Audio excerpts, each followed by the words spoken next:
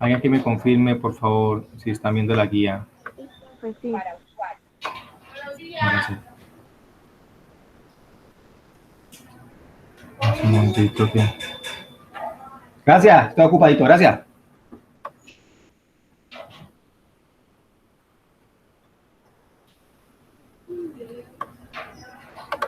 ¿Quién llegó ahorita? Axel, ¿no?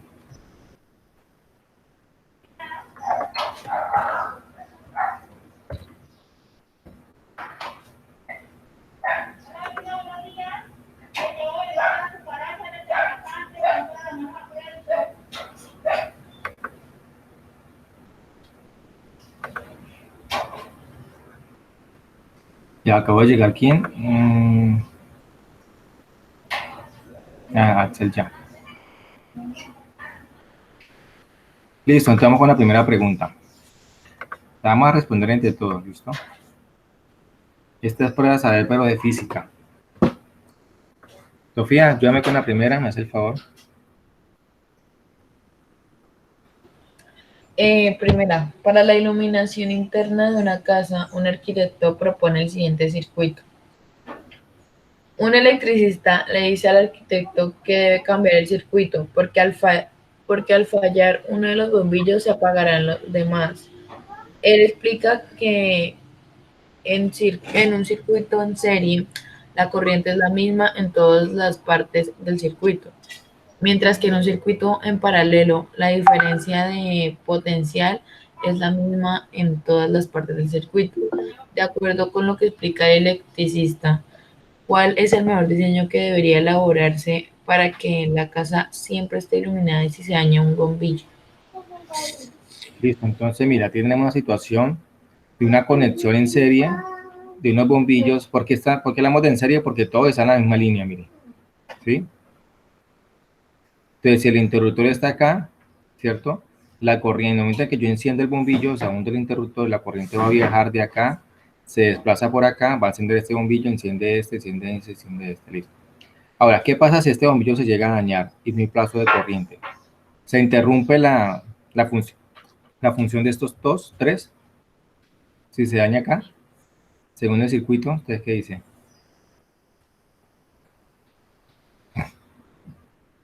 Si se daña, si este bombillo deja de alumbrar y no pasa corriente, ¿este va a recibir corriente? No. No, este menos y este tampoco. Por eso dice que si falla uno, van a fallar los demás, porque es un circuito en serio. Lo que no ocurre en la casa. En la casa, el circuito que tenemos en la casa son en paralelo. Es decir, que si un bombillo se funde o se daña, si el bombillo de la sala se daña, no va a afectar el del patio, no va a afectar el del cuarto, porque esos circuitos no son en serie, sino en paralelo. ¿Sí? Entonces, dice acá, de acuerdo con lo que explica el electricista, ¿cuál es el mejor diseño que debería elaborarse para que la casa siempre esté iluminada si se daña un bombillo? Entonces, este es el diseño que propone. Ahora, ¿cuál de estas opciones creen ustedes que es la mejor para que no ocurra eso? Que si un bombillo se daña no se vayan a dejar iluminar los demás. ¿El A, el B, el C o el D? Me dicen a ver. ¿Cuál creen ustedes? El C. ¿Cuál? La C. La C. Muy bien. Ese sí es un circuito en paralelo. Ese es el que tenemos en la casa. Mire, si se dañó este, no va a afectar este. Si se dañó este, no afecta este. Y así sucesivamente. Listo, respuesta a la C.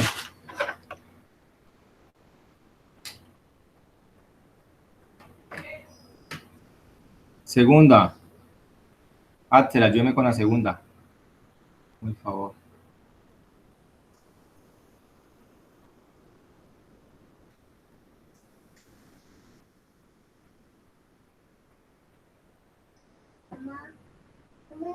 Axel está.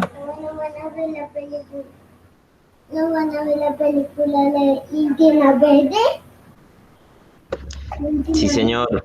Listo, Axel, ayúdame ahí con la segunda. Por favor. Para ver los efectos de la aceleración y la velocidad sobre un péndulo, un estudiante realizó el siguiente experimento. Colocó péndulos de diferentes masas y longitudes dentro de un camión. Cuando éste se mueve hacia adelante con velocidad constante, el estudiante observa que los péndulos toman la posición que se muestra en la figura 1. Y cuando el camión acelera, los péndulos toman la posición que se indica en la figura 2.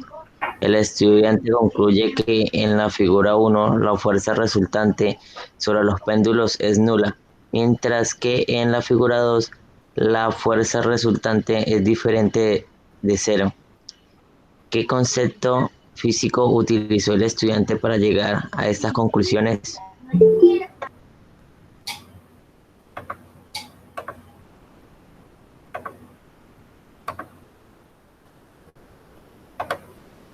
Bueno, entonces vemos en la figura, ¿cierto? 1 y 2, un camión donde le han suspendido unos péndulos que fueron los que ustedes hicieron en el experimento pasado, ¿verdad? Que era un hilito y una bolita suspendida al hilo. Entonces, cuando el camión tiene una velocidad constante, los péndulos no se mueven, quedan ahí quietos. Pero cuando hay aceleración, o sea, la aceleración es velocidad, empiezan a moverse. ¿Sí? Profe, Sergio. Hola, Sergio. Profe, buenos días. Qué pena la demora, que tengo problemas de conexión. Emisora, oye, pues, Sergio, ¿por qué era que no? No, sí, tú sabes que siempre hay presente. Qué pena. Yo dije, ve, Sergio, le acabó el gas que no. Entonces, para que me ponga la asistencia ahí, profe. Listo. La pongo de una vez para que me olvida. Oye, Listo, muchachos. Entonces, ¿cuál creen ustedes que es la respuesta? Dice, ¿qué concepto físico utilizó el estudiante para llegar a estas conclusiones? A, la teoría de la relatividad. B, la ley de Newton. C, el principio de Arquímedes. D, los postulados de Copérnico. Si estamos hablando de fuerza, ¿qué concepto utilizó él?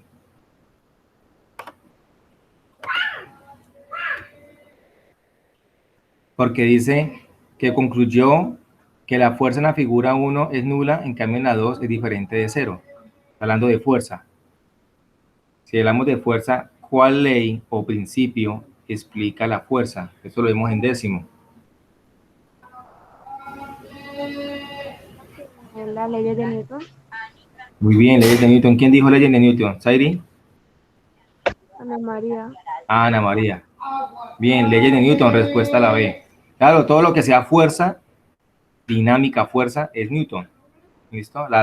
Por ejemplo, la primera ley de Newton que habla sobre la inercia, la segunda ley de Newton que dice que fuerza es igual a masa por aceleración, la tercera que es acción y reacción. Son leyes de Newton. Tercero, ayúdeme, Sergio Gas. Dame el favor que acaba de ingresar Sergio. ¿ya, profe? Tercera. Dice, la posición de un motociclista que se mueve en línea recta se representa en la siguiente gráfica. En el intervalo de tiempo 3 segundos menos 7 segundos, se puede afirmar que el motociclista tiene A, velocidad constante positiva y está avanzando. B, aceleración positiva y está avanzando. C, velocidad variable negativa y está retrocediendo. D, aceleración negativa y está retrocediendo. ¿Cuál creen ustedes? Bueno, nos hablan de un motociclista, ¿no? Que se mueve en línea recta. ¿Sí? Una velocidad recta. Esto no quiere decir que el motociclista bajó, volvió y subió, no. Esto tiene que ver es con el cambio de la distancia, el espacio recorrido en función del tiempo, ¿sí? Que esté en segundo. Dice, en el intervalo de tiempo 3S, 7S, 3 segundos, 7 segundos, o sea, de aquí hasta acá en ese intervalo. Se puede afirmar que el motociclista tiene Yo digo que es la B, profe, ¿no? aceleración positiva y está avanzando. Listo. ¿Cómo sabemos? Cuando ustedes respondan el IFE, ¿cierto? Muchas veces es bueno empezar a descartar. Entonces, para usted empezar a descartar, usted puede coger una variable. Decir, ocurre esto o ocurre lo otro, ¿cierto? Entonces, si dice, no ocurre esto, entonces descarta, ya hay varias. ¿Qué no está ocurriendo? ¿Está avanzando o retrocediendo? Empezamos por ahí. ¿Está avanzando o está retrocediendo? ¿Ustedes qué dicen? Mire la X.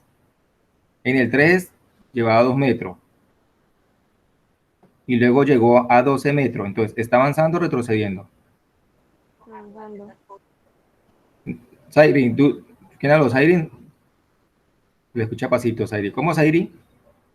No, profe, yo no he hablado. Ah, ve, ¿quién fue la que por ahí escuché que habló alguien? Pensé que había sido usted.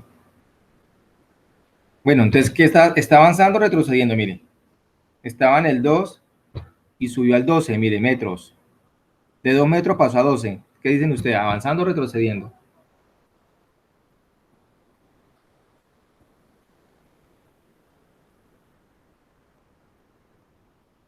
¿Qué dicen? Avanzando. Avanzando, bien, claro, porque la gráfica está subiendo, vea, está avanzando.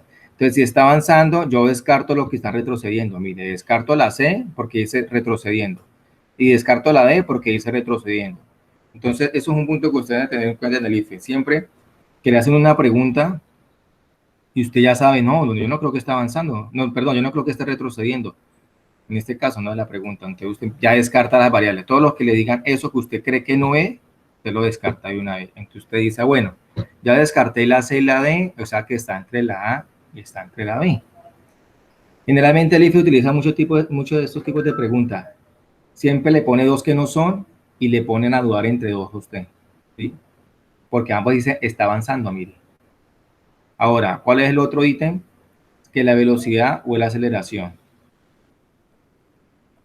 Entonces, si estaba en el intervalo de 3, perdón, en 3 segundos, estaba en 2 metros. Y en 1, 2, 3, 4 segundos pasó a 12. Mira el cambio tan brusco. O sea que fue velocidad o aceleró. Aceleró. Aceleró. Muy bien. Entonces la respuesta es la B. Cerebro la vena. Aceleración positiva. No, Sergio el que va a sacarse 80 en física, ya vi. Sergio anda, pero firme. Cuarta pregunta. Ayúdenme entonces, Olaya.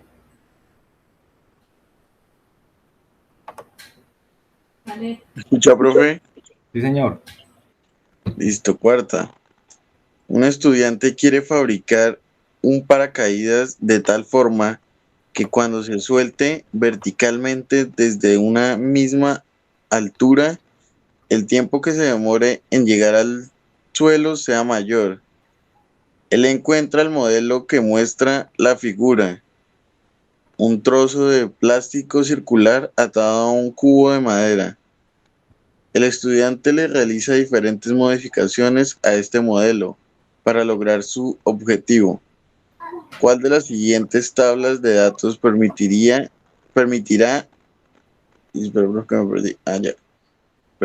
al estudiante registrar sus datos para evaluar sus diseños? Bueno, entonces está el modelo A, dice modelo 1, 2, 3, masa del cubo. Mire todo lo que tiene en cuenta el estudiante: masa del cubo, la longitud de las cuerdas, área del plástico, tiempo de caída. El B dice masa del cubo, lo mismo, longitud de las cuerdas, lo mismo, forma del plástico y grosor de las cuerdas. C, lado del cubo, peso del cubo, masa del cubo, tiempo de caída. D, grosor de las cuerdas, área del plástico, altura de lanzamiento, grosor del plástico. ¿Cuál de esas tablas, A, B, C o D, ven que le sirve al estudiante para apuntar sus registros, registrar los datos y asimismo fabricar el paracaídas?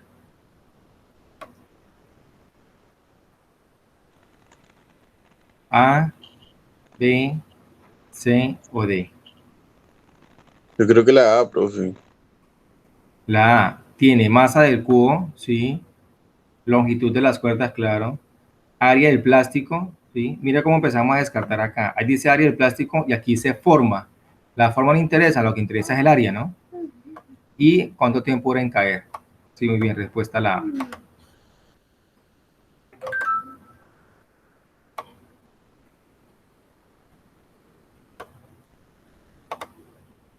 Quinta pregunta. Sebastián Perdomo. Ayúdame con la quinta, por favor.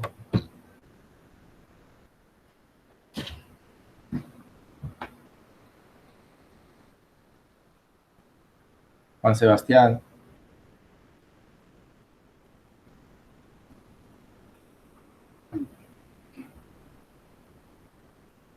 Juan Sebastián no está.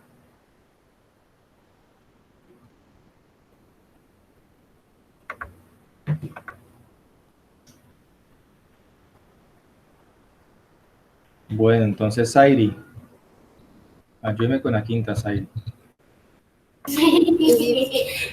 La fuerza electrostática que ejerce un campo eléctrico sobre una carga eléctrica se describe según la expresión. ¿Sigo, profe? Ujú. Dos sistemas, resorte 1 y 2, se colocan en una región con campo eléctrico E, como se muestra en la figura. Si las esferas se sueltan desde la posición de equilibrio, estas se moverán. A. 1 y 2 a la derecha, porque las fuerzas sobre ellas tienen la misma dirección. B. 2 a la derecha y 1 a la izquierda, porque las fuerzas sobre ellas son contrarias. C. 1 y 2 a la izquierda, porque las fuerzas sobre ellas son negativas. Y D. 1 a la derecha y 2 a la izquierda, porque el campo empuja las cargas en direcciones opuestas. Listo. ¿Cuál consideran que es la respuesta?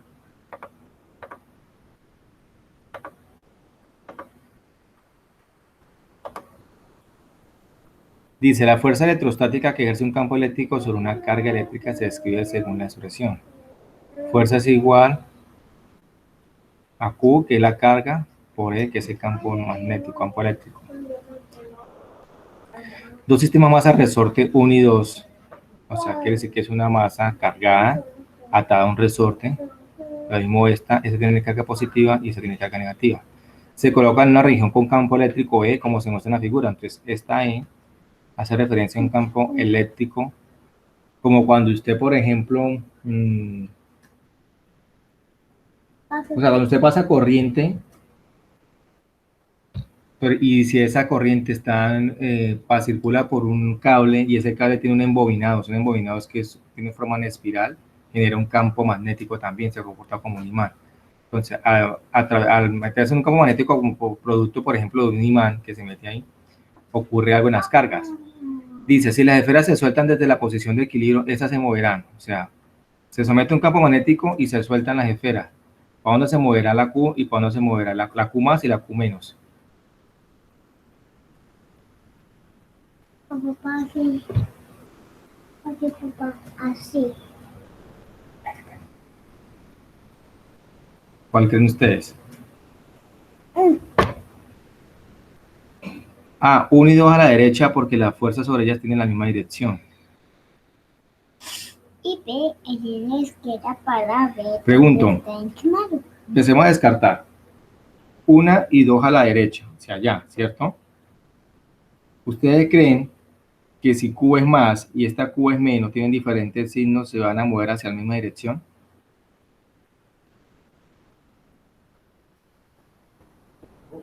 Uno es positivo y la otra es negativo.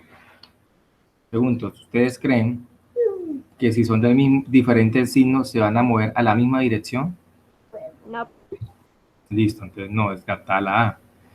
B, 2 a la derecha y 1 a la izquierda porque las fuerzas sobre ellas son contrarias. Sí, esa es. Dice, esa es, bueno, puede ser. C, 1 y 2 a la izquierda, o sea, hacia allá, porque las fuerzas sobre ellas son negativas.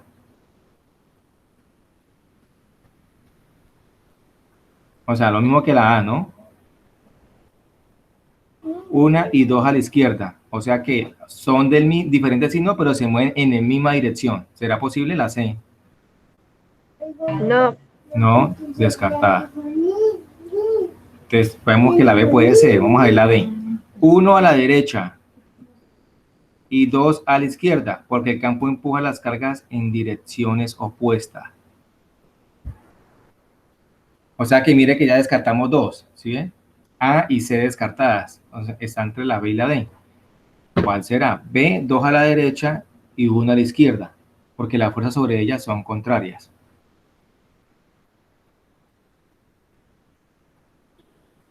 Dos a la derecha y 1 a la izquierda porque las fuerzas ya son contrarias. Y la D dice 1 a la derecha y 2 a la izquierda porque el campo empuja las cargas en direcciones opuestas. Con ese tipo de preguntas, las dos muy similares, porque una o sea, sí tenemos claro que una esfera tiene que ir hacia una dirección y la otra esfera hacia la otra dirección, porque tienen cargas diferentes, no pueden ir a la misma dirección, por eso descartamos la A y la C, ¿cierto? Ahora, la pregunta es, ¿cuál se mueve hacia cuál dirección? O sea, esta se puede mover hacia allá y esta hacia allá, o lo contrario, esta hacia allá y esta hacia allá. Es lo que me dice la B y D. Entonces, ¿yo aquí me guío porque la respuesta está mejor estructurada, de acuerdo al enunciado, o sea, que esté más concisa, ¿sí? En otras palabras, la B podría ser, pero si la D, o lo contrario, o la B o la D tiene mejor estructura en cuanto a la respuesta, como más específica, usted inclínese por esa. Miremos la 2, dice 2 a la derecha y 1 a la izquierda porque la fuerza sobre ellas son contrarias, dice la fuerza. Y la D dice 1 a la derecha y 2 a la izquierda porque el campo, habla de un campo ya magnético, empuja las cargas en direcciones opuestas. ¿Cuál de las dos cree que está mejor como sustentada? La D. ¿Cuál? La D. ¿La D? Sí. Sí, la D, bien. ¿Por qué sé que la D? Porque miren, me está hablando de un campo, igual que esta. ¿Sí ve? Pues como está mejor estructurada, la respuesta es la D. 5 la D. Listo, 6.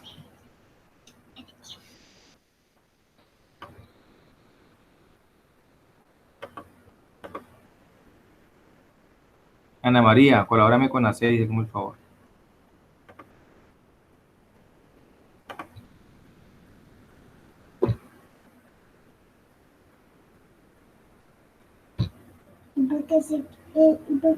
Ana María. Dice, un acto circo consiste en que un payaso en bicicleta se deja caer desde la altura sin tener que pedalear de una vuelta completa de un bucle de radio, como se muestra en la figura. En el circo hay 3 payasos: Pepini de 50 kilogramos, Mecatín de 70 kilogramos y Furni de 90 kilogramos. La siguiente tabla muestra los datos cuando 2 payasos dan la vuelta o se caen. Para que Mecatín pueda dar la vuelta sin caerse debe lanzarse. ¿Listo? La A, la B, la C, B, así. Bueno, desde una altura promedio de 16 metros. B, hacia un bucle de radio promedio de 2 metros. C, desde una altura inicial que sea triple del radio del bucle. D, hacia un bucle donde el radio sea la mitad de la altura inicial. Bueno, entonces aquí tenemos, nos muestran la situación de unos payasos que hacen malabar en un circo y consiste en tirarse por esta rampa, ¿cierto? Dar una vuelta, un giro completo sin pedalear y nuevamente pasa por acá. Nos dice que esta circunferencia pues tiene un radio que es la mitad, ¿cierto? El bucle que se le llama a la esfera como tal. Y cada payaso tiene diferentes kilogramos de masa, ¿verdad? Pepini de 50 kilogramos, Mecatín de 70 y Furni de 90, ¿no? Nos dan una tabla. Nos dan los resultados de dos, de Pepini y Furni, ¿no? De Mecatín nos da. Dice, para que Mecatín, nos pregunta por Mecatín, que no está en la tabla, puede dar la vuelta sin caerse, debe lanzarse. Entonces, miremos los datos de Pepini y Furni. Si la altura es de 6 metros y el radio es de 2, da la vuelta. Si es de 6 y el radio es de 3, se cae. Si es de 12 y el radio es de 4, da la vuelta. Si es de 12 y 6, se cae. Entonces analicemos algo. Ambos son de 6. Si la altura es constante y aumentamos el radio de la esfera, se va a caer. ¿Sí? Eso es lo que me dice acá. Si la altura es constante igual y aumentamos el radio, se cae. Con Furni, 4 y 2 se cae. 6 y 2 da la vuelta. 9 y 6 se cae. 18 y 6 da la vuelta. Entonces aquí tenemos lo contrario. Aquí era constante la altura y variamos el radio. Y sabíamos que si el radio aumentaba, pues se va a caer. Acá es viceversa, ¿no? Acá el radio es constante, ¿sí? 2 y 2, pero variamos la altura. Al variar la altura, ocurre lo contrario, ¿no? Si la altura es menor, entonces se va a caer. Si aumentamos la altura, va a dar la vuelta. Lo mismo acá. Para que Mecatín pueda dar la vuelta sin caerse, debe lanzarse desde una altura promedio de 16. Nosotros podemos saber eso sabiendo que aquí no hay ningún dato de 16. ¿Qué dice?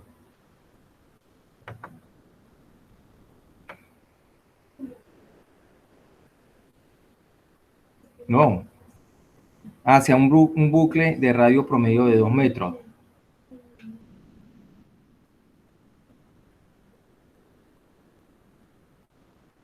Si ponemos un bucle en radio de 2 metros, mire, aquí en 2 metros se cae, mire. ¿Sí ve? Entonces la B tampoco puede ser. C, desde una altura inicial que sea el triple del radio del bucle. Vamos a ver si es verdad. El triple del radio del bucle. Miremos el de Pepini, mire. Vemos que el radio es 4 y el bucle es 12. ¿Es el triple o no es el triple? ¿Cuánto es 4 por 3? 12. 12, ¿sí? Es decir que el triple del radio del bucle, ¿sí o no? El triple, mire, 4 por 3, 12. O sea, quiere decir que esto tiene que ser el triple del radio. Y dice que da la vuelta, no se cae. Entonces, respuesta,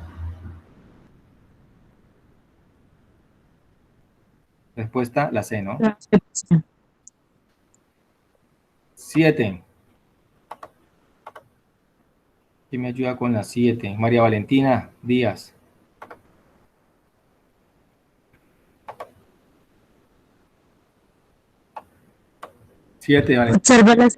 Observa la siguiente gráfica. La gráfica muestra cómo cambia la velocidad en función del tiempo de un nadador cuando se sumerge en una piscina. Según la gráfica, ¿cómo es la aceleración del nadador? A, negativa porque el nadador se sumerge. B, negativa porque la velocidad disminuye. C, 0 porque la velocidad disminuye. D, 0 porque el movimiento es uniforme. Listo, gracias. Entonces, empecemos a descartar. Bueno, hablan de una persona, ¿cierto? Que se sumerge en una piscina y registraron su velocidad en el momento que estaba nadando. Preguntan que cómo es la aceleración. Entonces empecemos. ¿Es negativa o es 0?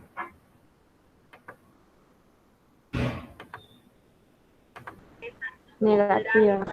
Listo, negativa. Para que fuera 0 tendría que estar aquí, hemos dicho, estar aquí, no moverse, ¿cierto? Listo, entonces descartada la C y la D. Está entre la A y la B.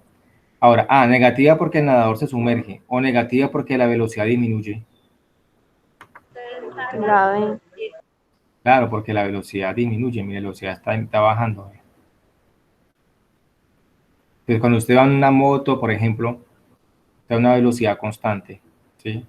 Cuando usted aumenta la velocidad, quiere decir que la aceleración es positiva, pero cuando usted empieza a frenar y empieza a disminuir la velocidad, la aceleración es negativa. Listo, bien, te respuesta a la B.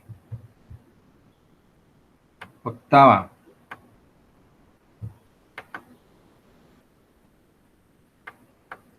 Ya, aquí me falta por leer, ya todos. Sofía, nuevamente.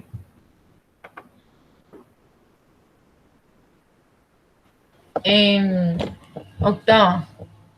Un estudiante quiere analizar el principio de caída libre de los cuerpos. Para hacerlo, mide la velocidad de caída de balones de diferente masa que se liberan desde diferentes alturas. La siguiente tabla presenta las medidas efectuadas por la estudiante. Según los valores observados, ¿de qué depende la velocidad de caída de los balones? A, de la altura y la gravedad. B, de la masa del balón solamente. C, de la masa y de la altura. D, de la gravedad solamente.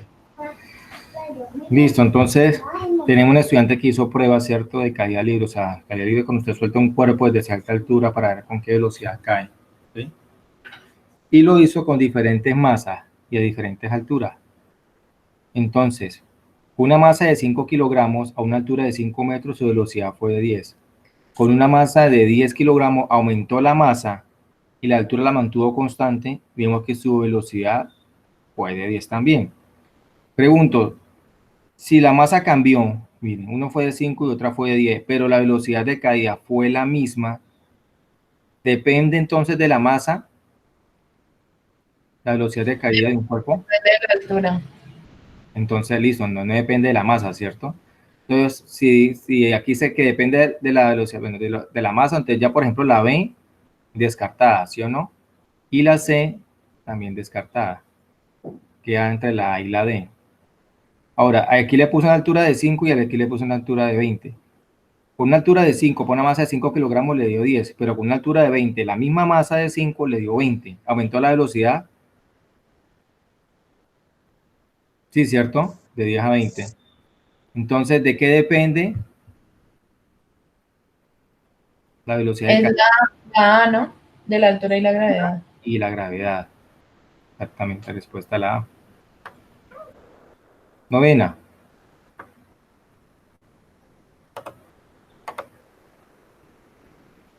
Ayúdame entonces con la novena. Sergio.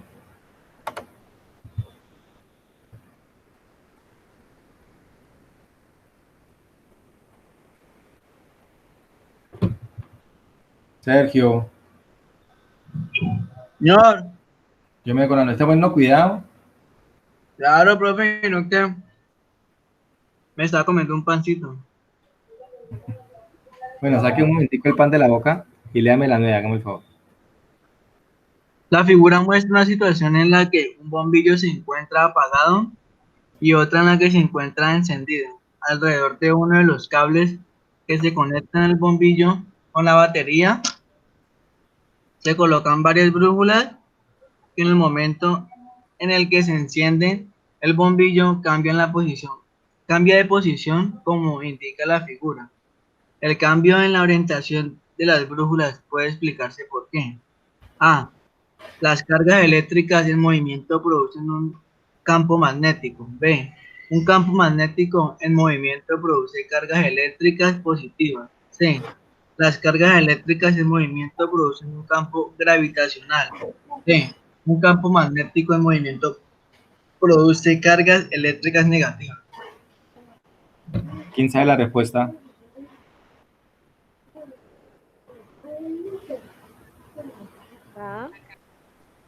La A, las cargas eléctricas en movimiento producen un campo magnético, muy bien. Si usted pone algo eléctrico que produce un campo magnético, produce un magnetismo, ¿sí? Usted coloca una brújula, la brújula cambia su posición de la aguja. Por eso se cree que hay un misterio que se llama el Triángulo de las Bermudas. ¿Han escuchado? El Triángulo de las Bermudas se cree que muchos barcos y muchos aviones se han perdido ahí, porque parece ser que en esa zona hay un campo magnético que genera la Tierra y enloquece las brújulas. Y los pilotos se pierden por eso. Listo, respuesta a la A. 10 y última. Zairi, dame el favor.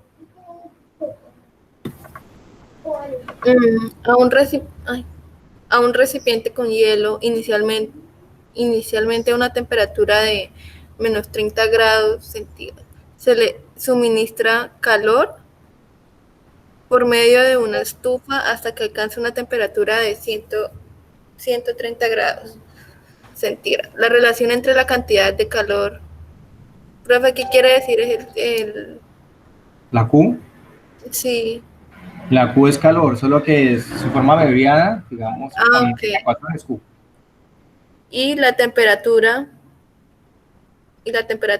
para el hielo se muestra de manera cualitativa en la siguiente gráfica. De acuerdo con la gráfica, ¿en qué zona se puede tener agua líquida y vapor de aguas simultáneamente? Listo. ¿En cuál zona creen ustedes que se obtiene agua? ¿Qué? Agua líquida y agua en vapor, o sea, en estado gaseoso a la vez. En la C, 4. En la 4. ¿Por qué se debe quedar en la 4? Esta. ¿Cuánto es la temperatura de fusión de ebullición del agua? Mire cómo estas preguntas, algunas preguntas requieren de un conocimiento básico, ¿sí? Si yo no sé que la temperatura a 0 metros sobre el nivel del mar del agua hierve o pasa a estado gaseoso a los 100 grados centígrados, difícilmente la va a poder responder, ¿sí o no? Como yo sé que el agua empieza a hervir, empieza a pasar a estado gaseoso a los 100 grados centígrados, entonces yo sé que tengo que irme a este lado, no voy a coger para este lado, ¿sí o no? Porque es menos de 100, y aquí menos, aquí está en estado sólido. Entonces, entre este punto y este, y como está constante, quiere decir que está en medio de los dos, está entre líquido y a la vez gaseoso. Cuando ya empieza a subir, aquí en el 5, ya empieza totalmente en estado gaseoso. Entonces, respuesta a la... ¿Respuesta a la qué? La C. La C, muy bien.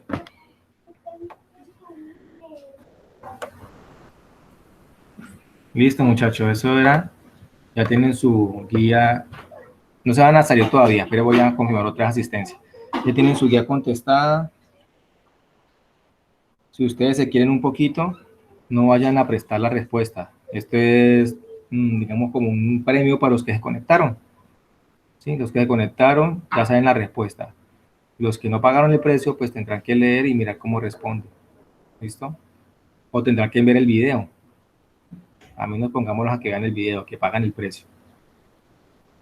Muchachos, pero como sería justo para usted mismo que Sofía se conectó a esta hora y resulta que Karen Milady en esta hora está durmiendo y ella sí está conectada y interrumpió su sueño. Y que usted le preste la guía a Milady, pues como que no es justo con ustedes mismos, ¿no? Ustedes pagaron el precio para la respuesta a alguien que no lo pagó. Entonces, eso se lo dejo a su conciencia. Pero voy a mirar los que siguen conectados. Profe, ¿cuál era la última? La C. Dijo Axel, como no sé, la C. Van a aplicar esa en el IFE, ¿no? Que no le dan. Como no sé, la C. Bueno, Axel está.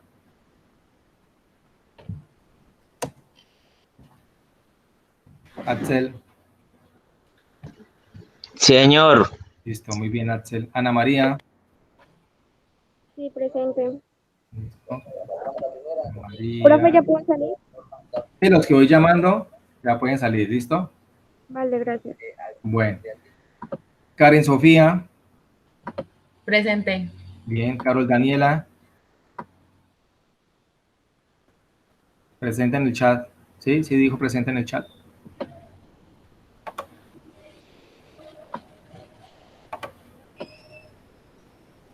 Carol. Ah, sí, ya dijo presente, bien.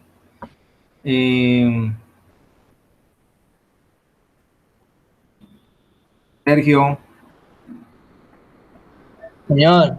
Listo. Se puede seguir comiendo el pancito. ¿Yo, Sergio? Ah, bueno, profe, gracias. Listo. Isairi. Presente. ¿Alguien más que no haya llamado? Yo, profe. Venga para apuntarlos. Valentina. No, profesor. María Valentina. ¿Quién más? Juan Sebastián Hola, ya, profe. y Juan Esteban Olaya. ¿Alguien más? ¿A ustedes? Eric, Carol. Ah, no, ya, todos. Listo. Si tienen guía pendiente por entregar, muchachos, pónganse al día, me la envían al correo, ¿listo? Tienen No. hasta 15 para que las entregue. Cuéntame. ¿Yo cómo hago para saber que usted ya recibió las guías que yo le envié? Hoy me pongo a calificarlas y yo les aviso por el grupo, ¿vale? Bueno, Yo le digo, ya, Sofía, bien, entregó todo. O si le faltó algo, no les digo, le faltó una, para que aquí al 15 les entreguen todo, porque ya el 16 reporto los que pasan a plan de mejoramiento. profe, yo ayer no alcancé a enviar el de química por la plataforma y yo se lo envié esta mañana al correo. El de química de la semana que pasa. Ah, bueno, pero le puso portada para saber qué es la de la semana pasada, ¿no? Sí. Ah, listo. Profe, Cuénteme, Sergio. ¿la otra semana hay clases normales o ya esta semana ya terminamos las clases y la otra semana son planes de mejoramiento? La otra semana es clase normal. Sí, conmigo vamos a trabajar otra vez IFE, listo. La idea es, en mi caso, enfocarle IFE para que les vaya un poquito mejor. Que vaya bien. Ah, listo. Y ya, chao, para vacaciones, pueden ir para San Andrés Isla. Chao, profe, gracias. Bueno, chao, Esteban, chao, niñas. Juicio, háganle caso a la mamá, cuiden.